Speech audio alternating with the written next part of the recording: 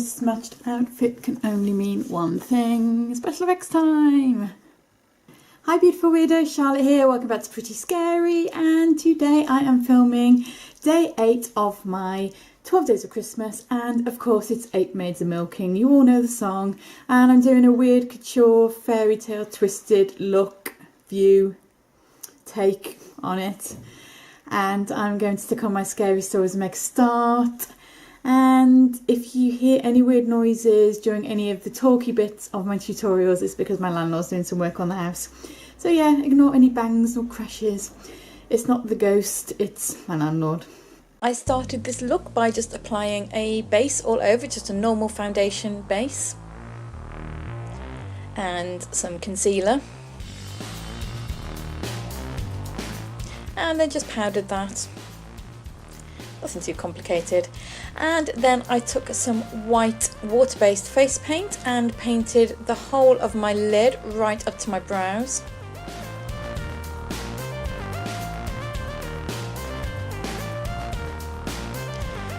Let that dry off, otherwise it would crease like buggery.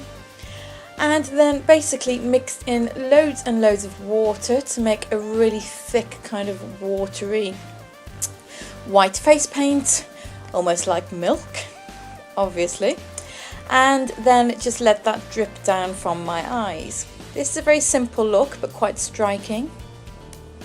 You can do as many milk tears as you like, or as few as you like. You could just do one if you so desire.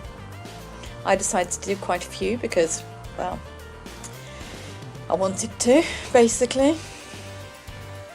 You can see the kind of consistency there. It's almost like kind of thin double cream, if that makes sense. Not quite single cream, not quite double cream, sort of in between the two.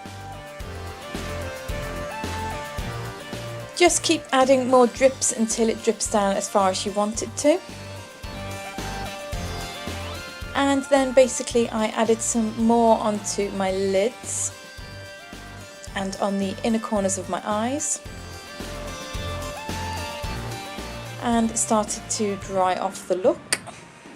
While I was doing that, I decided to do my hair, and the obvious thought when it comes to milk and milkmaids is braids. So I did 2 very messy braids.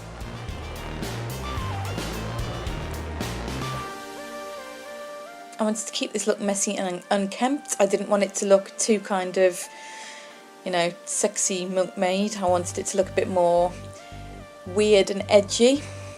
Then I just took Margot, my favourite shadow shade, and just carved out my cheekbones with this.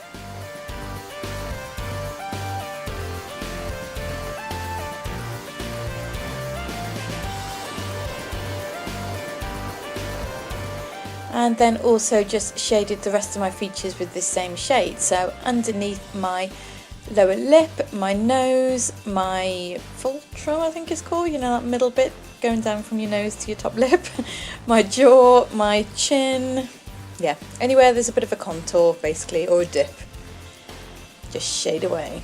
And then I shaded the edges of my mouth slightly upwards because I look miserable otherwise. I have a miserable face in repose. I then took a white eyeshadow and just used that all over the lid to help set that, and then used Margot in the crease to create a little bit of definition around the eyes. I then used Margot on a smaller brush underneath the drips to make the drips look a little bit more 3D and as if they're standing out from the face slightly.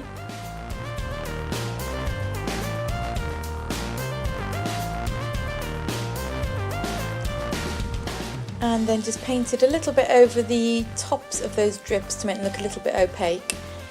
Once the face paint dries, it will crack a little bit, but that's not too much of a problem. I then used a neutral shade over my lips and then put a pink just in the centre, and then a dark shade just in the centre of that. I wanted to create a kind of an ombre pouty effect. I then shaded the edges of the lips a little bit more with a slightly deeper grey and underneath, and then use that same white just to create a little bit of a highlight on the top of the lip. It's got a slight shimmer, this white, and then I just just defined the Cupid's bow a little bit with some red lip liner because I felt it wasn't quite defined enough, but I didn't want the lips to be too kind of defined and neat, and you know, yeah, I wanted them to look edgy the same as the eyes. So then I put some of that white just into the centre of the lower lips, patted a little bit on the outer edges too, just to increase the definition on that inside part of the mouth, so that all the focus is on the inside part of the mouth to make it look nice and pouty. And then just went underneath the eyes with that Margot again, and then with some Twilight Grey just to deepen that up a little bit.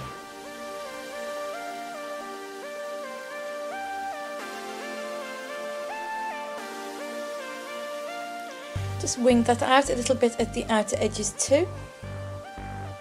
And then I decided that I didn't quite have enough milk drips on my face and I wanted to add a few more. So I added one dripping down from my mouth on the one side and another on the other side.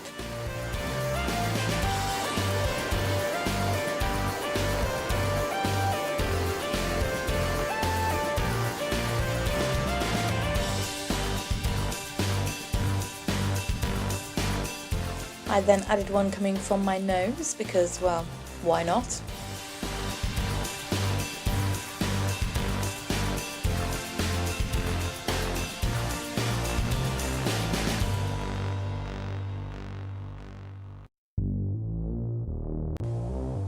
I then decided to continue the drips just going down my neck because I just felt that this flowed better with the look. Put some deeper grey onto the inner corners of my eyes just to give a little bit of definition there, and blended that out with a fluffy brush. And then defined my brows a little bit just on the inner corners.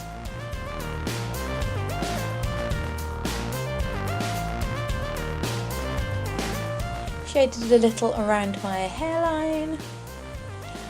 And then used a little bit of white shimmer powder just to highlight certain areas of my face. So I highlighted my nose, my forehead, my chest, put a little bit in my hair just for good measure. I just kind of wanted to look a little bit shiny. And there we go. Oh, apart from a little bit of milk on the hands, obviously, because, you know, need to make sure that they match the face.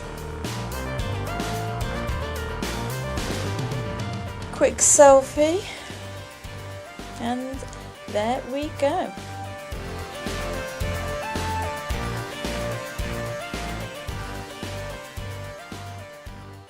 This is the final 8 Maids Milking look. I hope you like it. If you did, please give this video a big thumbs up.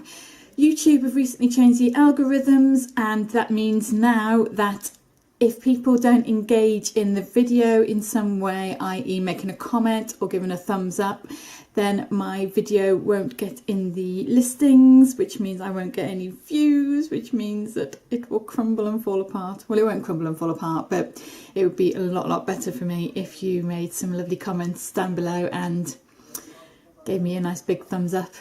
So yeah, please take 2 seconds out of your day to do that. That'd be wonderful. And thank you so much for watching. Love you all, and I shall see you tomorrow for day 9. Bye bye.